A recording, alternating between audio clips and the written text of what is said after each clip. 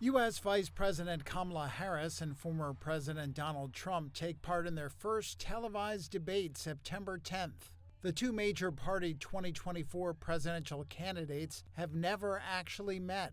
They will face questions on a variety of topics, including the economy, which remains the top issue of voters according to the latest Reuters Ipsos poll. Many of those voters are concerned with inflation. We're going to pay down our debt, and we're going to reduce your taxes still further, and your groceries are going to come tumbling down.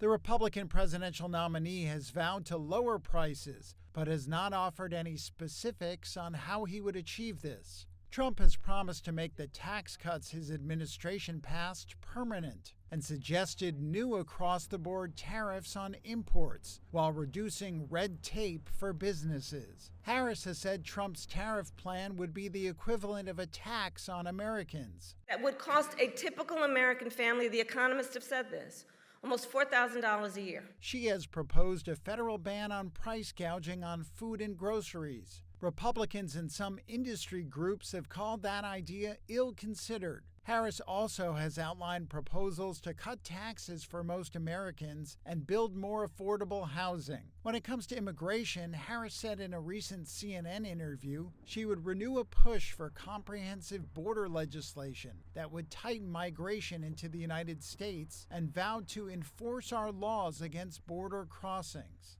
The enforcement first position is a departure from Biden's 2020 campaign, when he pledged a more humane approach to immigration than Trump. Biden gradually hardened his approach as illegal crossings increased. She allowed at least 20 million people to invade our country. The Trump campaign has sought to blame Harris for illegal immigration, dubbing her a failed border czar, though her portfolio was focused on the drivers of migration from Central America, not enforcement at the border. The former president promised to crack down on illegal immigration and restrict legal immigration if elected to a second four-year term on November 5th. On the issue of abortion, Trump said recently he would vote against an amendment in his home state of Florida that would enshrine abortion rights in the state's constitution and overturn a current 6-week abortion ban. Trump has also indicated the matter should be decided by individual states, but he said that if elected, he would require governments or insurance companies to pay for IVF fertility treatments. When Congress passes a bill to restore the protections of Roe v. Wade, I will sign it into law.